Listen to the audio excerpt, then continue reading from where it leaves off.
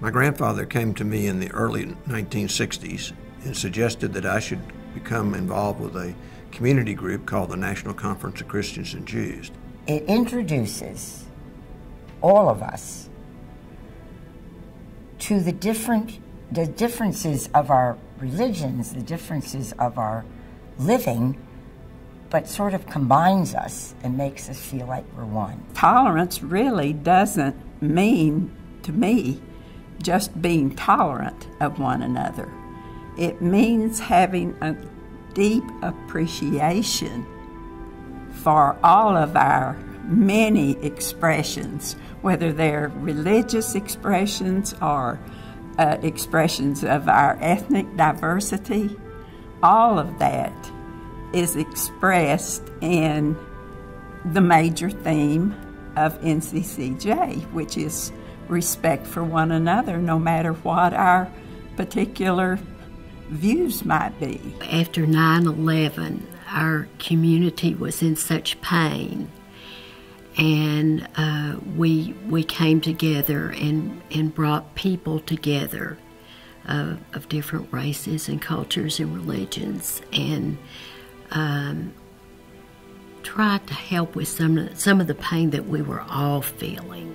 There's no question that the power to get people together at the same table at the same time on the same issue is very, very important. MCA is kind of like the one of the connecting and lightning rods, because when you have the relationship of leadership sitting around a table and able to speak in a very comfortable and very responsible manner, you can deal with an issue and you can make others understand your position. Many years ago, I had a great opportunity with the organization to facilitate or moderate an interfaith lay dialogue that was a group of adults of different religious backgrounds that came to share parts of their religious faith, what was meaningful to them, how it shaped and informed the kinds of lives that they led and the decisions that they made. It was really a great opportunity not to just provide leadership, but to experience for myself what motivates people to seek things beyond themselves and how that informs us and changes how we live our lives.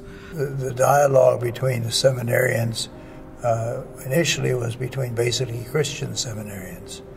And we always brought in a delegation of Jewish seminarians from Los Angeles.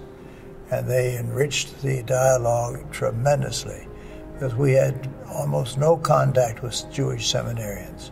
Had no idea what to expect from them, no idea where they were coming from. They were always bright, enthusiastic, and curious, constantly curious. And so they stirred us up, stirred the Christians up. First time in the history of this organization, during the retreat, we involved Muslim clergy students.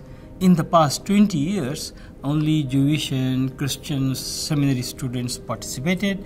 One of the most incredible experiences for me was to be able to have interaction, conversation in a very relaxed environment with people of the Islamic faith, Muslim, and the differences that I saw between the way that the Islamic faith is presented to us in the news media.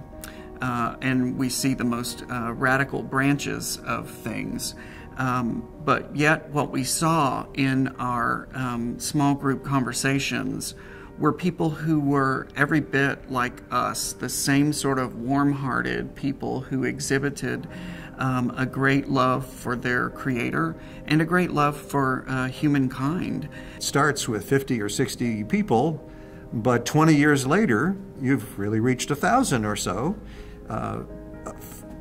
People who then go out to churches and synagogues and mosques now and spread the word that people don't have to agree with you theologically to be your natural allies and having theological concerns and wanting to bring them to the society. I remember some years ago when there was a controversy surrounding the relocation of public housing residents from what was then known as Ripriano Place. We knew we needed to do something to bring the community together because the community had suffered a significant split over the relocation of public housing residents, and it was causing damage. And the Multicultural Alliance stepped forward in the wake of that controversy to build bridges, to help people understand each other better. What do you do when someone in a group setting brings forward personal bias about someone's religion or their sexual orientation or their use of a language?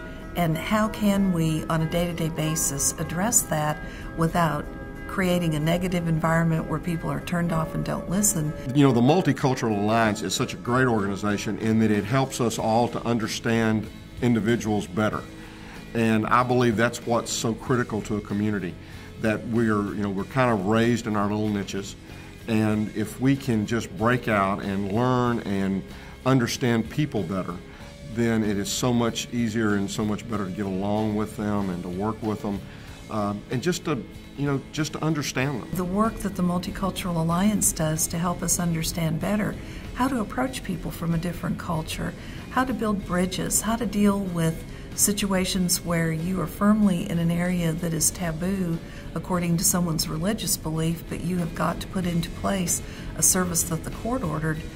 These are very difficult problems that we're learning how to solve better because of the information we get from Multicultural Alliance staff. Partnerships such as these are all about relationship, because when relationship happens, biases and prejudices just melt away. I think if people approach our differences with an open mind, then we begin with a question rather than a judgment.